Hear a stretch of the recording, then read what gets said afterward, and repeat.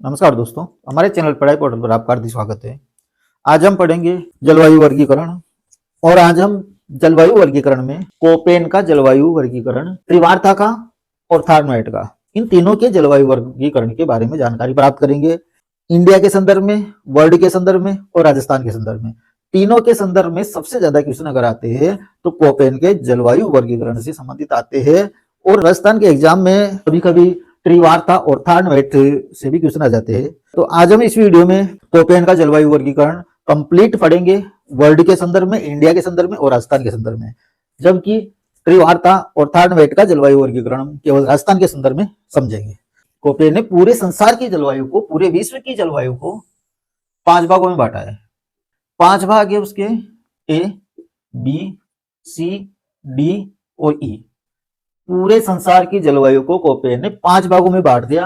मुख्य भाग ये है जो अंग्रेजी के बड़े अक्षरों में लिखे गए हैं, ए बी सी डी ई, ये मुख्य भाग है। इन भागों को हम हमारी पृथ्वी पर अगर ड्रॉ करें तो यहाँ ये कर्क रेखा है और ये मकर रेखा है और ये भूमध्य रेखा है। कर्क रेखा से मकर रेखा के बीच का जो क्षेत्र है उसको हम उष्ण कटिबंधीय क्षेत्र मानते हैं। सबसे ज्यादा गर्मियां इन्हीं क्षेत्रों में पड़ती है, क्योंकि सूरज की सीधी किरणें न तो कर्क रेखा से ऊपर जाती है और न ही मकर रेखा के नीचे आती है। तो इसका मतलब कर्क रेखा और मकर रेखा का जो बीच का भाग है वो उष्ण कटिबंधीय है। इसको नाम दिया है कोपेन ने ए प्रकार की जलवायु। तो यहाँ से क्रम से हम चल रहे हैं। ये कर्क रेखा से मकर रेखा के बीच की जलवायु किस प्रकार की हो गई, मुख्य प्रकार क्या हो गया उसका, ए प्रकार की जलवायु हो गई। इसके बाद बी को छोड़ दो आप, बी को शुष्कता के आधार पर हम अलग से डिवाइड करेंगे। बी को छोड़ दो, ए के बाद क्या आता है, सी आता है। तो इसके ऊपर की जो मध्य अक्षांशीय जलवायु है, जो शीतोष्ण कटिबंधीय जलवायु है, जहां पर सर्दियां और गर्मियां लगभग बराबर बराबर होती है, ऐसी जहां पर जलवायु है, ये तो कर्क रेखा और मकर रेखा के बीच के हो गए ए वाले, ए से ऊपर सी और ए से नीचे भी सी। ये बहुत गर्म भाग है, ये इससे ठंडा भाग है। इससे भी ठंडे भाग में अगर हम चले तो इसको नाम दिया है शीताद्र। इसको नाम दिया है कोपेन ने शीताद्र, जिसका कोड वर्ड है डी। यानी इससे भी ठंडा डी, सी से भी ठंडा भाग डी वाला आ गया। और लास्ट में ई, ई प्रतिनिधित्व करता है ध्रुवीय जलवायु का। तो अब एक बार और देख लीजिए आप, क्रम से इसको रटने की जरूरत नहीं है, एबीसीडी क्रम से चल रहे हैं। बी को अगर हम छोड़ दे तो ए, ए के ऊपर सी, सी के ऊपर डी, डी के ऊपर ई, ऐसे ए, ऐसे नीचे सी से नीचे डी और डी से नीचे ई। हमें पता है कि ध्रुवों पर हमेशा बर्फ जमी रहती है। सबसे ज्यादा ठंडी जलवायु ध्रुवों की रहती है, जिसको नाम दिया है कोपेन ने ई। तो इसका मतलब यह है कि ई प्रकार की जो जलवायु है वो सबसे ठंडी जलवायु है। डी की अगर हम बात करें तो ये डी मध्य अक्षांशों की जलवायु है। और इसकी विशेषता ये होती है कि ये शीतकाल और ग्रीष्मकाल का जो तापमान है उसमें बहुत ज्यादा अंतर होता है। और ये ठंडी जलवायु है, शीत जलवायु है डी। सी की बात करें तो इस डी से थोड़ी कम ठंडी जलवायु, जिसको हम उपोष्ण कटिबंधीय जलवायु भी कहते हैं, जिसको हम शीतोष्ण जलवायु भी कहते हैं, तो ये आ जाती है सी। और जो सबसे उष्ण जलवायु है वो आ जाती है ए। तो पूरे संसार को कितने भागों में बांट दिया, 5 भागों में बांट दिया। ये 5 मुख्य भाग है। अब बी की बात करें, अब हम बी जो कोड वर्ड है कोपेन का, ये ऐसे क्षेत्रों के बारे में है जहां पर वर्षा कम होती है, वर्षा तो होती है कम और वाष्पन होता है ज्यादा। वर्षा तो होती है कम और वाष्पीकरण होता है ज्यादा उस क्षेत्रों में। इसका मतलब यह है अगर वर्षा कम है, वाष्पीकरण ज्यादा है, तो वो क्षेत्र सूखा रहेगा, शुष्क रहेगा, वहां पर नमी की मात्रा नहीं रहेगी। इसका मतलब बी किसका प्रतिनिधित्व करता है, शुष्क जलवायु का प्रतिनिधित्व करता है। अब ये शुष्क जलवायु को 2 भागों में बांटा गया है, एक तो शुष्क और एक अर्ध शुष्क। तो शुष्क जलवायु का जो कोड वर्ड है डब्ल्यू, एक 2 बड़े अक्षर और यहाँ पर लिए गए हैं, एक डब्ल्यू और एक एस। डब्ल्यू है शुष्क जलवायु और एस है अर्ध शुष्क या स्टेपी प्रकार की जलवायु। तो इस बी के साथ डब्ल्यू लगा दे तो इसका मतलब ये हो गई पूरी तरह से शुष्क जलवायु, और बी के साथ एस लगा दे तो ये होगी स्टेपी प्रकार की जलवायु, यानी अर्ध शुष्क जलवायु। तो 2 चीजें आपको बी से ये याद रखनी है, बी डब्ल्यू यानी शुष्क जलवायु और बी एस अर्ध शुष्क जलवायु। बी डब्ल्यू है शुष्क जलवायु और बी एस है अर्ध शुष्क जलवायु। अंग्रेजी वर्णमाला के कुछ छोटे अक्षर है जो भी हमें याद रखने हैं। तो वर्षा के हिसाब से कुछ छोटे अक्षर है, जैसे डब्लू, ये छोटा वाला डब्लू है।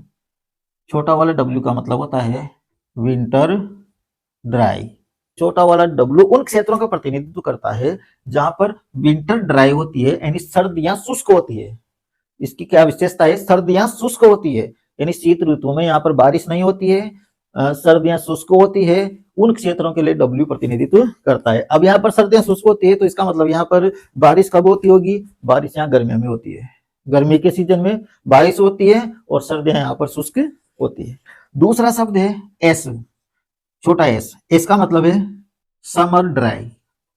समर ड्राई यानी ग्रीष्म काल जो होता है वो सूखा होता है। इसका मतलब है समर ड्राई यानी ग्रीष्म काल सूखा होता है। अब अगर यहाँ ग्रीष्म काल सूखा होता है तो यहाँ बारिश कब होती है? यहाँ बारिश होती है सर्दियों में। तो जहां सर्दियों में बारिश होती है और गर्मियां सूखी रहती है वहां पर यूज किया जाता है ऐसे शब्द का, और जहां पर सर्दियां सूखी रहती है और गर्मियों में बारिश होती है वहां पर यूज किया जाता है डब्ल्यू शब्द का। फिर इसके बाद है एफ। एफ अगर कहीं पर वर्ष भर बारिश होती है, पूरे साल बारिश होती है, तो वहां पर हम यूज करते एफ का। और एक शब्द है एम, जहां पर मानसून से वर्षा होती है, मानसूनी वर्षा होती है, मानसून के समय में वर्षा होती है, मानसून आता है और वर्षा होती है, उसके लिए हम यूज करते हैं एम। तो वर्षा के हिसाब से यहाँ पर 4 छोटे शब्द है जो आपको याद करने हैं, W S F M. W यानी विंटर यानी सूखी सर्दियां, एस यानी समर यानी सूखी गर्मियां, इनके आगे क्या लगा देंगे? सूखी। डब्ल्यू का मतलब विंटर होता है, सर्दी होती है, कैसी सर्दियां? सूखी सर्दियां। एस का मतलब समर, समर का मतलब गर्मी, कैसी गर्मियां? सूखी गर्मियां। एफ मतलब है पूरे साल बारिश, एम यानी मानसून में बारिश। तो ये 4 शब्द है जो आपको यहाँ पर याद रखने हैं। इसके अलावा 2 और शब्द है जो आपको याद रखने हैं तापमान के हिसाब से, एच और के। एच का मतलब हॉट और हॉट का मतलब है कि औसत वार्षिक तापमान 18 डिग्री सेंटीग्रेड से 18 डिग्री सेंटीग्रेड से अधिक होता है। तो जहां का औसत वार्षिक तापमान 18 डिग्री सेंटीग्रेड से ज्यादा होगा वहां पर एच शब्द का प्रयोग किया जाएगा। के कोल्ड, कोल्ड यहाँ पर COLD का यूज न करके KOLD का यूज किया है क्योंकि ये डेनिश शब्द है। इंग्लिश का COLD कोल्ड और डेनिश का KOLD कोल्ड, दोनों एक ही है। इस कोल्ड का मतलब भी ठंडा होता है और उस कोल्ड का मतलब भी ठंडा होता है। तो यहाँ पर कैसे कोल्ड है, तो ये कोल्ड का मतलब है यहाँ पर जिन स्थानों का औसत वार्षिक तापमान 18 डिग्री सेंटीग्रेड से कम होता है उनके लिए इस के का यूज किया जाता है। और एक आता है सी का मतलब होता है कूल समर यानी गर्मियां ठंडी। कूल समर का मतलब जहां की गर्मियां ठंडी होती है। कितनी ठंडी? यानी हाईएस्ट तापमान 22 डिग्री सेंटीग्रेड से ज्यादा नहीं होता, 22 डिग्री सेंटीग्रेड से ज्यादा नहीं होता, यानी सबसे गर्म महीने का जो तापमान है वो 22 डिग्री सेंटीग्रेड से कम ही रहता है, इससे ज्यादा नहीं होता। यहाँ की गर्मियां जो होती है वो कूल होती है, ठंडी होती है, यानी इतनी ज्यादा गर्म नहीं होती है। तो ये कोपेन का वैश्विक जलवायु वर्गीकरण है। इसको हम भारत के संदर्भ में समझेंगे। इनको मैं यहाँ लिख देता हूँ 5 भाग, जो प्रमुख भाग है जो आपको हमेशा याद रखने हैं। सबसे बीच में ए के बाद सी के बाद डी और डी के बाद ई। और बी जो है वो मध्य अक्षांशों में उन क्षेत्रों का प्रतिनिधित्व करता है जिनको हम मरुस्थल कहते हैं। तो मध्य अक्षांशों में जहां भी मरुस्थलीय जलवायु है उसका प्रतिनिधित्व कौन करता है? बी करता है, यानी BW और BS। BW शुष्क जलवायु और BS अर्ध शुष्क जलवायु। तो ये शुष्क और अर्ध शुष्क जलवायु अधिकतर कहाँ मिलती है? मरुस्थलों में मिलती है। अब हम कोपेन के जलवायु वर्गीकरण के आधार पर भारत की जलवायु का वर्गीकरण करेंगे। कर्क रेखा भारत को 2 बराबर भागों में बांटती है। कर्क रेखा से नीचे की जो जलवायु है, ये कर्क रेखा से मकर रेखा के बीच की जो जलवायु है ये ए प्रकार की जलवायु है, यानी उष्ण जलवायु है। तो कर्क रेखा के नीचे की जो जलवायु रहेगी भारत में वो उष्ण रहेगी। उष्ण मतलब ए। इसका मतलब है कि कर्क रेखा के नीचे का भारत के जितने भी भाग है उसमें मुख्य रूप से ए संकेतांक का प्रयोग किया जाएगा, यानी ए प्रकार की जलवायु कहां पर रहेगी? कर्क रेखा से नीचे रहेगी। तो कर्क रेखा के नीचे की जलवायु हो गई ए प्रकार की। कर्क रेखा के ऊपर वाली जलवायु, अगर हम बी को छोड़ दे, बी तो क्या है? मरुस्थलीय भाग है, तो मरुस्थलीय भागों को छोड़ दे तो कर्क रेखा के ऊपर वाली जो जलवायु है वो किस प्रकार की रहेगी? सी प्रकार की रहेगी। तो इसका मतलब इसके ऊपर वाली जो जलवायु है वो रहेगी सी प्रकार की। और सी प्रकार की जलवायु से ज्यादा ठंडी जो जलवायु है वो रहेगी डी प्रकार की। तो भारत में अरुणाचल प्रदेश, ये अरुणाचल प्रदेश के आसपास का इलाका, और इधर त्रिपुरा मिजोरम के आसपास का जो इलाका है वहां की जो जलवायु है वो डी प्रकार की जलवायु है। और सबसे ठंडी जो जलवायु है जो हिमालय की जलवायु है, जो हिमालय की जलवायु है, ये है ई प्रकार की जलवायु, ई प्रकार की जलवायु। तो कोपेन के वर्गीकरण के अनुसार देखें तो भारत में 5 प्रकार की जलवायु पाई जाती है, A B C D E. B कहाँ पाई जाएगी? मरुस्थलीय क्षेत्रों में, ये मरुस्थलीय क्षेत्र आ गया, तो यहाँ पाई जाएगी बी। तो यहाँ पर ए भी पाई जाती है, बी भी पाई जाती है, सी भी पाई जाती है, डी भी पाई जाती है और ई भी पाई जाती है। तो ये भारत की जलवायु है। अब इसको और अच्छी तरह से देखते हैं अपन।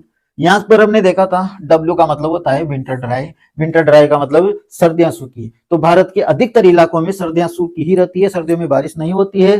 केवल तमिलनाडु के तट पर सर्दियों में बारिश होती है, बाकी पूरे भारत में सर्दियों में बारिश नहीं होती है, सर्दियां सूखी रहती है। और जहां सर्दियां सूखी रहती है वहां पर कौन से शब्द का प्रयोग करते हैं? डब्ल्यू का प्रयोग करते हैं। तो हम ए के साथ कौन से शब्द का प्रयोग करेंगे? डब्ल्यू का प्रयोग करेंगे। तो इसका मतलब कर्क रेखा के नीचे वाली जो जलवायु है वो किस प्रकार की है? AW प्रकार की जलवायु है। लेकिन जो ये यहाँ पर तमिलनाडु का तट है, यहाँ पर AW प्रकार की जलवायु नहीं पाई जाएगी। ए शब्द तो यहाँ भी रहेगा, क्योंकि है तो ये भी उष्ण कटिबंधीय, ये पूरा इलाका किसमें आ गया? उष्ण कटिबंधीय में आ गया, इसलिए ए शब्द तो यहाँ भी रहेगा। लेकिन यहाँ पर ये डब्ल्यू शब्द का प्रयोग नहीं किया जाएगा, यहाँ पर डब्ल्यू की जगह किया जाएगा एस शब्द का प्रयोग। कौन सा एस? ये छोटा वाला एस।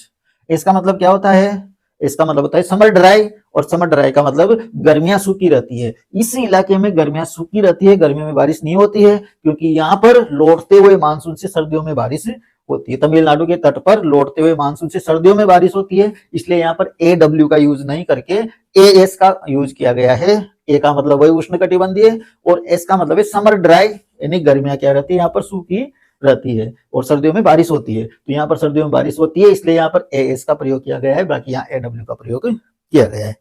अब थोड़ा सा यहाँ पर और देख ले अपन, तो ये क्षेत्र है, ये एरिया है। इस एरिया में भी जलवायु तो वही AW प्रकार की है, AW प्रकार की जलवायु है।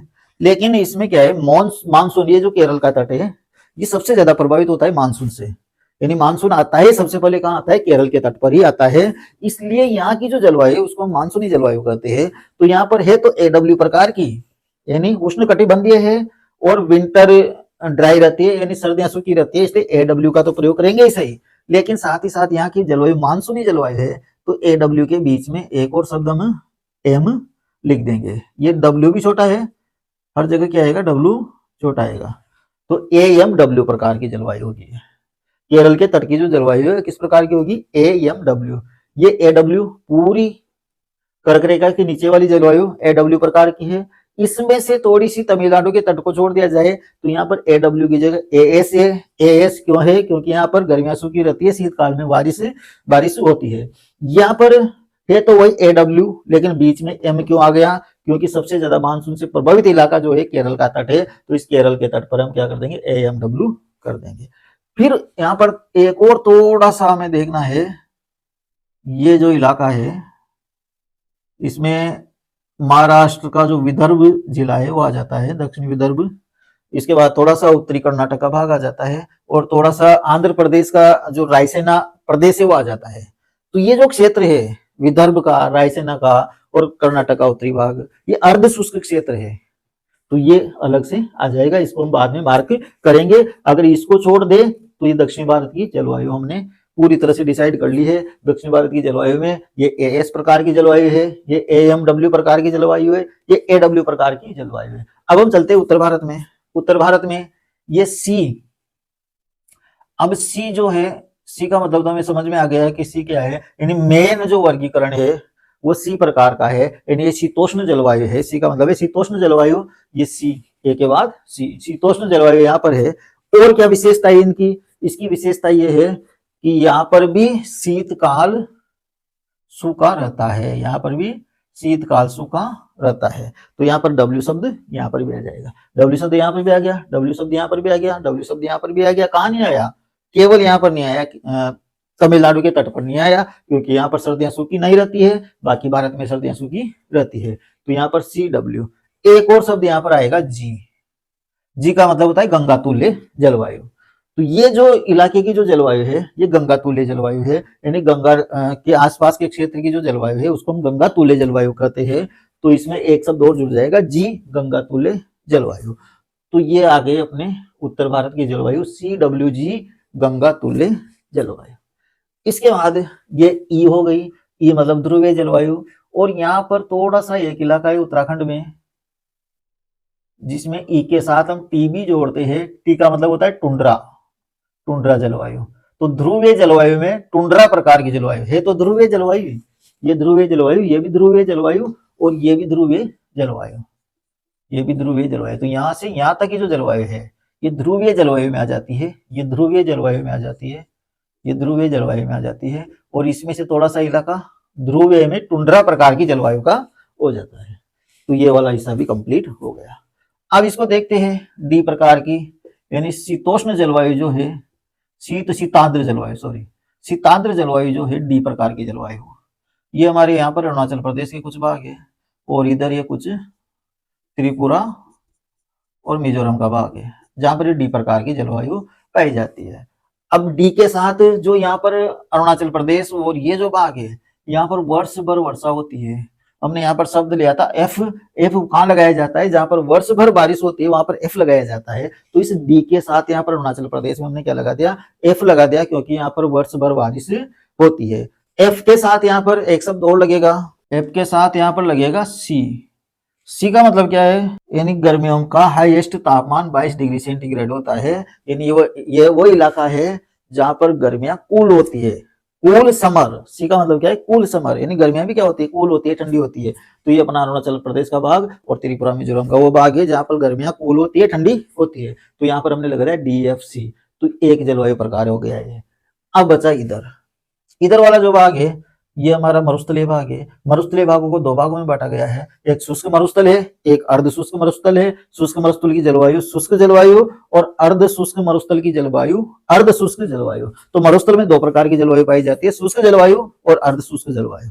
तो शुष्क जलवायु के लिए हम कौन से शब्द का प्रयोग करते हैं, BW का, और अर्ध शुष्क के लिए करते हैं BS का। तो इधर जो शुष्क भाग है यहाँ पर पाई जाती है BW प्रकार की जलवायु, और जो अर्ध शुष्क भाग है यहाँ पर पाई जाती है BS प्रकार की जलवायु। अब ये BW BS को थोड़ा और आगे हम इसका विस्तार करते हैं। तो BW का मतलब तो ये क्या हो गया, ये शुष्क जलवायु हो गया। शुष्क जलवायु तो है, लेकिन इसमें एक चीज और है कि यहाँ की जलवायु हॉट भी है, यानी गर्म भी है, क्योंकि औसत वार्षिक तापमान 18 डिग्री सेंटीग्रेड से ज्यादा होता है। H शब्द हॉट, 18 डिग्री सेंटीग्रेड से ज्यादा तापमान जहां पर होता है वहां पर H का प्रयोग हम करते हैं। तो यहाँ पर BW के साथ क्या लगाया हमने, H लगाया, क्योंकि यहाँ का औसत तापमान 18 डिग्री सेंटीग्रेड से ज्यादा होता है। तो ये जो शुष्क तो है लेकिन ठंडी शुष्क नहीं है, गर्म शुष्क है, इसलिए हमने H हॉट का प्रयोग किया है। क्योंकि BW के साथ K भी लगता है, BW के साथ K भी लगता है, लेकिन यहाँ ये इस प्रकार की जलवायु भारत में नहीं पाई जाती। BW का मतलब शुष्क हो गया और K का मतलब ठंडा हो गया। तो ठंडा शुष्क, कोल्ड शुष्क, यानी ऐसे रेगिस्तान जो ठंडे है वहां पर BWK का प्रयोग किया जाता है। तो हमने यहाँ पर K का प्रयोग नहीं किया क्योंकि भारत में इस प्रकार की जलवायु नहीं पाई जाती। तो हमने किसका प्रयोग किया, H का प्रयोग किया, क्योंकि ये गर्म मरुस्थल है। और यहाँ पर H का प्रयोग किया है, तो अर्ध शुष्क में भी क्या करेंगे, H का प्रयोग करेंगे। ये भी गर्म मरुस्थल है, अर्ध शुष्क जलवायु है। कैसी है, गर्म है, यहाँ की भी गर्म है, यहाँ की भी गर्म है, यहाँ भी H का प्रयोग किया, यहाँ भी H का प्रयोग किया। साथ ही साथ सभी जगह जो हमने W का प्रयोग किया है, विंटर शुष्क यानी सर्दियां सूखी होती है, तो उस W का प्रयोग छोटे, ये तो बड़ा W है, छोटे W का प्रयोग भी हम यहाँ पर करेंगे, क्योंकि यहाँ पर भी विंटर शुष्क होती है, सर्दियां सूखी होती है, और जहां पर सर्दियां सूखी होती है वहां पर W का प्रयोग करते हैं। तो इस प्रकार से ये शुष्क जलवायु हो गई, ये अर्ध शुष्क जलवायु हो गई। शुष्क जलवायु BWHW, BW शुष्क जलवायु, BS अर्ध शुष्क जलवायु। BW के साथ HW, H का मतलब हॉट है और W का मतलब विंटर शुष्क है, यानी सर्दियां सूखी है। BS अर्ध शुष्क क्षेत्र, H का मतलब हॉट, जहां का औसत वार्षिक तापमान 18 डिग्री सेंटीग्रेड से ज्यादा होता है, और W का मतलब विंटर शुष्क यानी सर्दियां सूखी होती है। तो ये हमारे शुष्क क्षेत्र हो गए। शुष्क क्षेत्र BWHW और अर्ध शुष्क क्षेत्र BSHW, ये हमारा अर्ध शुष्क क्षेत्र हो गया। तो ये भारत की पूरी जलवायु। अब बचा ये वाला भाग, तो मैंने कहा था कि यहाँ की जो जलवायु है वो अर्ध शुष्क प्रकार की पाई जाती है। अभी हमने डिस्कस किया है कि अर्ध शुष्क प्रकार की जलवायु को क्या लिखते हैं, इसको लिखते हैं अपन BSHW। तो अर्ध शुष्क क्षेत्र की जो जलवायु है, वैसी अर्ध शुष्क क्षेत्र की जलवायु ये महाराष्ट्र का विदर्भ जिला, उत्तरी कर्नाटक और आंध्र प्रदेश का रायसीना क्षेत्र, इनमें इस प्रकार की अर्धशुष्क जलवायु पाई जाती है। तो यहाँ की जो इतनी सी ये क्षेत्र है दक्षिणी भारत का, यहाँ पर ए नहीं आएगा, यहाँ पर आएगा BSHW, यानी अर्धशुष्क। BS का मतलब अर्धशुष्क और BW का मतलब शुष्क। तो BSHW, सॉरी H छोटा आएगा, H छोटा आएगा और W भी छोटा आएगा। तो इस प्रकार की जलवायु यहाँ पर पाई जाती है। तो पूरे भारत की जलवायु को हमने डिस्कस कर लिया है। अब हम बात करते हैं राजस्थान की जलवायु की। कोपेन के जलवायु वर्गीकरण के अनुसार अब हम बात करते हैं राजस्थान की जलवायु की। राजस्थान की अगर हम बात करें तो राजस्थान कहाँ पर है? ये हमारा राजस्थान है, ये हमारा राजस्थान है। राजस्थान का जो पश्चिमी भाग है वो पश्चिमी भाग वो शुष्क और अर्धशुष्क है, यानी जैसलमेर बीकानेर जैसलमेर वाला जो भाग है वो पूरी तरह से शुष्क है। तो शुष्क है तो उसके लिए कौन सा शब्द लिखेंगे? BWHW। ये पश्चिमी राजस्थान की जलवायु है। उससे थोड़ा सा अरावली पर्वत के सारे का जो पश्चिमी भाग है जिसको हम अर्धशुष्क भाग कहते हैं, उस अर्धशुष्क राजस्थान के लिए कौन से वर्ड्स का प्रयोग करेंगे? BSHW। तो राजस्थान के दो भाग तो हमारे हो गए BWHW पहला भाग, और दूसरा भाग हो गया BSHW। ये दो तो हमने डिसाइड कर लिए। ये दोनों अरावली पर्वत के पश्चिम के जो भाग है उसको दो भागों में बांटा गया है। एक भाग जिसको मरुस्थली कहते हैं, बिल्कुल मरुस्थलीय भाग है, बिल्कुल शुष्क जलवायु जिसकी होती है, वो हो गया अपने पास BWHW, और जो अर्धशुष्क भाग है वो हो गया BSHW। दो तो ये हो गए। कोपेन के जलवायु वर्गीकरण के अनुसार राजस्थान की जलवायु को चार भागों में बांटा गया है। चार में से दो भाग हमारे पास ये हो गए, दो भाग और बचे। हमें पता है कि कर्क रेखा से नीचे वाली जो जलवायु है वो AW प्रकार की है। तो राजस्थान में डूंगरपुर बांसवाड़ा से कर्क रेखा गुजरती है। इसका मतलब डूंगरपुर बांसवाड़ा की जो जलवायु है वो किस प्रकार की होगी? AW प्रकार की होगी। अब कर्क रेखा डूंगरपुर बांसवाड़ा से गुजरती है, तो डूंगरपुर बांसवाड़ा और साथ ही साथ उनसे सटे हुए कुछ और जिले हैं, जैसे प्रतापगढ़ आ गया, तो डूंगरपुर बांसवाड़ा के साथ प्रतापगढ़ को ले लो। फिर ऊपर थोड़ा सा दक्षिण उदयपुर आ जाता है, तो उसको याद रखने की ज्यादा जरूरत नहीं है। तो दक्षिण उदयपुर भी थोड़ा सा आ जाता है, लेकिन मेन डूंगरपुर बांसवाड़ा और प्रतापगढ़। इधर फिर जैसे अपने झालावाड़ जो है, वो झालावाड़ का हिस्सा भी कर्क रेखा के बिल्कुल पास आ जाता है, नजदीक आ जाता है।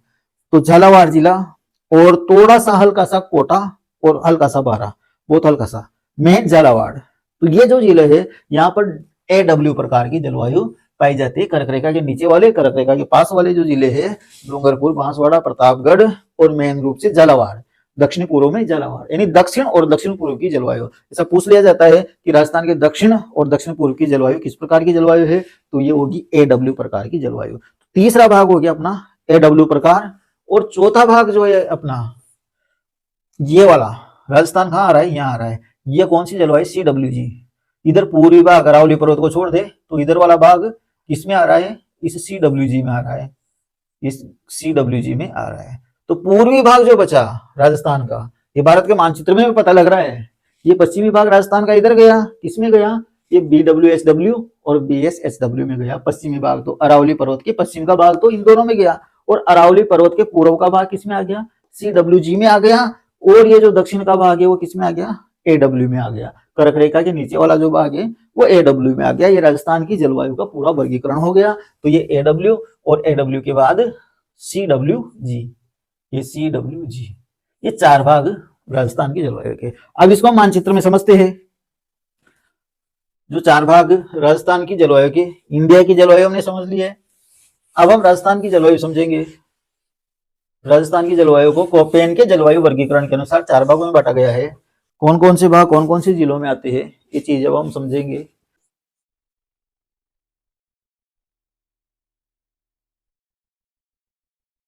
कोपेन के जलवायु वर्गीकरण के अनुसार ये वाला जो भाग है ये आता है अपना BWHW, यानी पूरी तरह से शुष्क क्षेत्र। अब इसमें मेन रूप से कौन सा जिला आ गया? जैसलमेर आ गया। जैसलमेर के बाद बीकानेर आ गया, बीकानेर के बाद गंगानगर आ गया, और यहाँ पर हनुमानगढ़ आ गया। तो गंगानगर, हनुमानगढ़, बीकानेर, जैसलमेर और बाड़मेर का कुछ हिस्सा आता है, ज्यादा इंपॉर्टेंट नहीं है, थोड़ा सा हिस्सा ही आता है। मेन जो जिले आ रहे हैं जैसलमेर, बीकानेर, गंगानगर और हनुमानगढ़, ये किस में आ जाते हैं?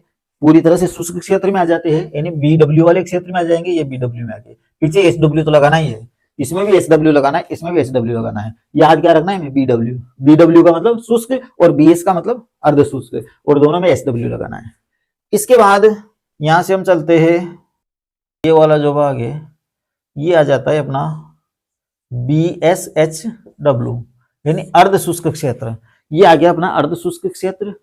यहां से अगर हम देखें, ये डूंगरपुर बांसवाड़ा और ये मुख्य रूप से झालावाड़, ये जो क्षेत्र आ जाते हैं ये आगे अपने AW प्रकार की जलवायु, यानी कर्क रेखा के नीचे की जलवायु, AW प्रकार की जलवायु। AW प्रकार की जलवायु में कौन कौन से आते हैं, देखो डूंगरपुर आ जाता है, बांसवाड़ा आ जाता है, प्रतापगढ़ आता है। मेन जो है डूंगरपुर, बांसवाड़ा और प्रतापगढ़। डूंगरपुर, बांसवाड़ा और प्रतापगढ़ मेन जो है। इधर जो मुख्य रूप से आता है वो आता है झालावाड़, हल्का सा 12 भी आता है, लेकिन मेन जो है वो आता है झालावाड़। तो मुख्य रूप से AW प्रकार की जलवायु है, उसमें डूंगरपुर, बांसवाड़ा, प्रतापगढ़ और झालावाड़ मुख्य रूप से आते हैं AW प्रकार की जलवायु में। अब जो बची 1, 2, 3 प्रकार हो गए, जो बची वो किस में आएगी, CWG में। शीतोष्ण कटिबंधीय जलवायु है, गंगा तूले जलवायु है। W का मतलब विंटर, शुष्क होती है, सर्दियां सूखी होती है। तो बाकी जो भी जिले बचे वो CWG में आ जाएंगे। अब डिस्ट्रिक्ट हम देखते हैं, यहाँ से हम चलते हैं चूरू, झुंझुनू, सीकर। चूरू, झुंझुनू, सीकर किस में आ जाएगा, BSHW में आ जाएगा। इधर अगर हम चले तो सिरोही, जालोर, पाली, सिरोही का कुछ हिस्सा आता है, सिरोही, जालोर, पाली, जोधपुर और नागौर। सिरोही, जालोर, पाली, जोधपुर, नागौर और चूरू, झुंझुनू, सीकर, ये जो जिले हैं ये सब किस में आ जाते हैं, BSHW में आ जाते हैं।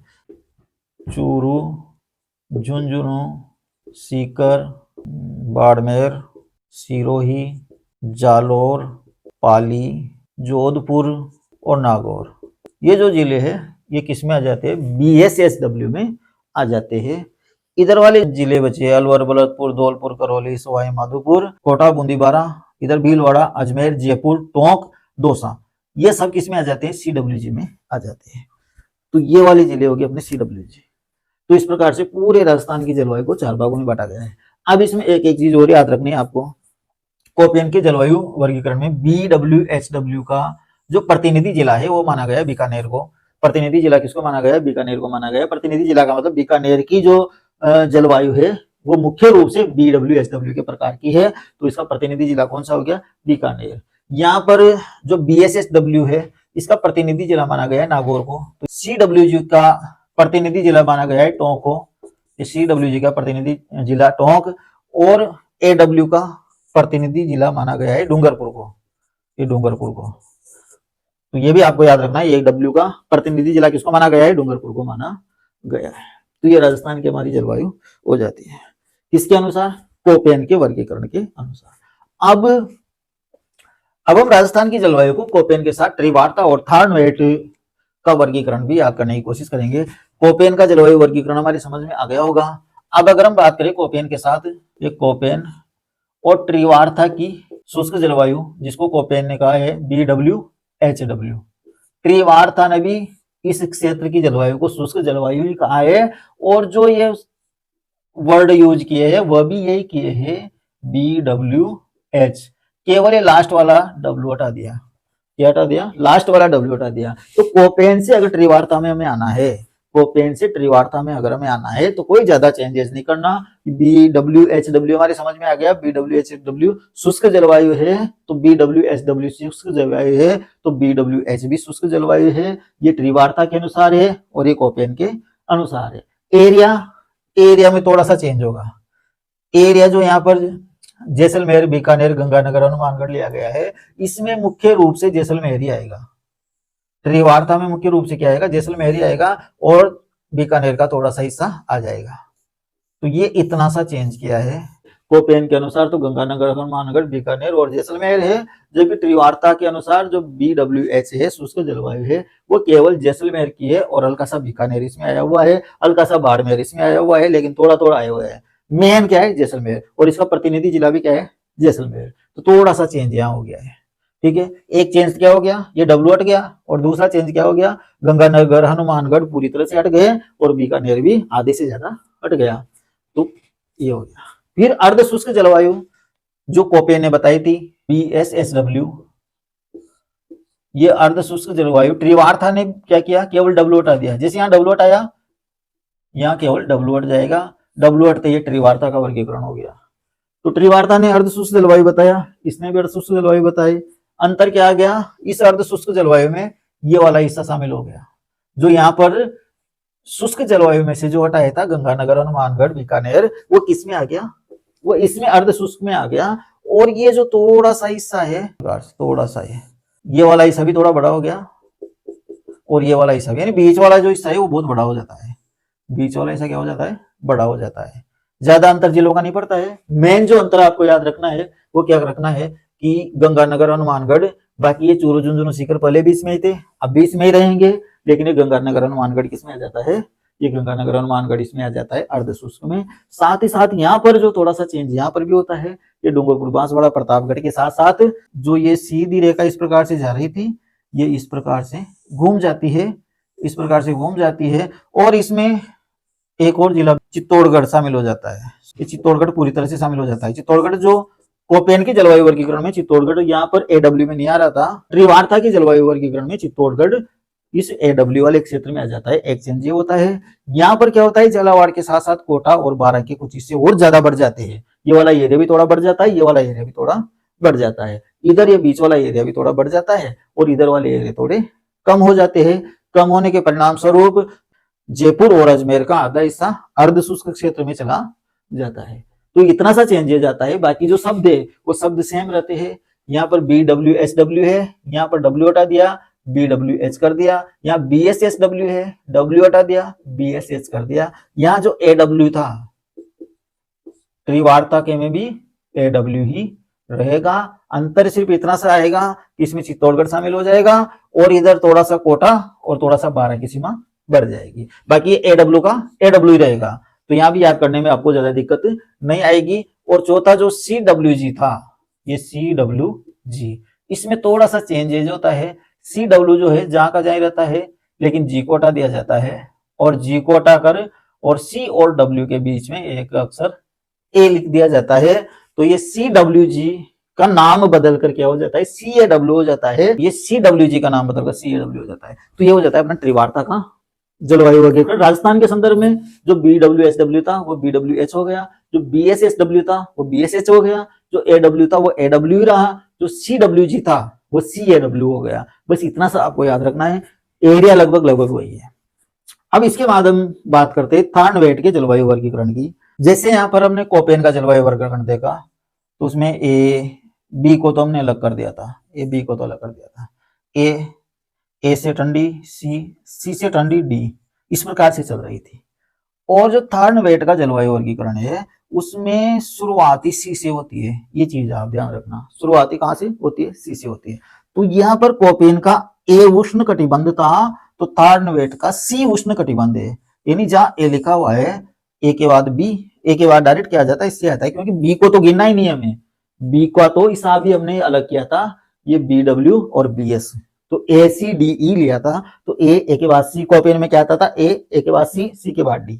तो A का क्या हो गया, C हो गया, यानी इसके बाद वाला, और C का क्या हो जाता है, D हो जाता है। बस ये दो ही आपको याद रखने हैं, A का C हो जाता है, C का D। यानी उष्ण कटिबंध जो AW था, ये नहीं A शब्द था, तो A की जगह क्या आ जाएगा, थार्नवेट में C आ जाएगा B छोड़ के, और C की जगह क्या आ जाएगा, D आ जाएगा। और साथ ही साथ यहाँ पर एक चीज और लगेगी, A डैश, CA डैश और DA डैश। तो A का हो गया CA डैश और C का हो गया DA डैश। जहां पर AW है वहां पर CA डैश, और जहां पर CWG है वहां पर DA डैश। तो CA डैश और DA डैश, और फिर लगा दो इनके आगे W, ये W, वापिस क्या लगा देंगे, W। तो ये दो जलवायु वर्गीकरण तो ये हो गए। A की जगह CA डैश, C की जगह DA डैश, क्योंकि A के बाद क्या आता है, C आता है। तो A की जगह क्या लिखेंगे, CA डैश, और पीछे क्या लगा देंगे, W। C की जगह क्या लिखेंगे, DA डैश, और क्या लगा देंगे, W। तो दो तो ये हो गया। A कौन सा था, ये नीचे वाला, तो ये क्या हो जाएगा, CA डैश W। ये नीचे वाला क्या हो जाएगा, CA डैश W। C कहाँ था, ये पूर्वी राजस्थान, ये पूर्वी राजस्थान। जो CWG था, ये C का क्या हो जाएगा, DA डैश, और W का W आ जाएगा। तो ये हो गया DA डैश डब्लू। तो ये दो भाग ये हो गए, ये दक्षिणी पूर्वी राजस्थान और ये पूर्वी राजस्थान। अब बचे दो भाग पश्चिमी राजस्थान के, जो किसके आधार पर चल रहे थे, आर्द्रता के आधार पर चल रहे थे। यानी एक तो था बीएस और एक था बीडब्ल्यू। बीएस अर्ध शुष्क और बीडब्ल्यू शुष्क। तो बीएस जो था अर्ध शुष्क, इसके लिए यूज किया है शब्द डी, और यहां पर ए डैश की जगह क्या लग जाएगा, बी डैश, और ये डब्ल्यू, डब्ल्यू जहां का जहां लग जाएगा। तो बीएस अर्ध शुष्क जो भाग था उसकी जगह बी एस की जगह क्या लग जाएगा, D B dash, D B dash. तो बी का भी डी हो गया, सी का भी डी हो गया, ठीक है ना। तो बी का भी डी हो गया, सी का भी डी हो गया। तो ये बी एस का क्या हो गया, D B dash, B S का क्या हो गया, डी बी डैश और डब्ल्यू। अब ये बचा अपने पास बी डब्ल्यू, जो सबसे शुष्क है, ये सबसे शुष्क है, इसके लिए शब्द आ जाएगा ई। डी के बाद क्या आता है, ई। तो ये बी डब्ल्यू के लिए शब्द आएगा ई, और ई के बाद वही ए, और यहाँ डैश, जहां सभी जगह ए डैश लगा हुआ है, ए डैश लगा हुआ है, केवल इसमें बी डैश लगा हुआ है। तो ये ए डैश, और यहाँ डब्ल्यू की जगह आएगा डी, डब्ल्यू की जगह क्या लिखेंगे, डी। तो ये थर्ड वेट के अनुसार राजस्थान का जलवायु वर्गीकरण हो जाता है।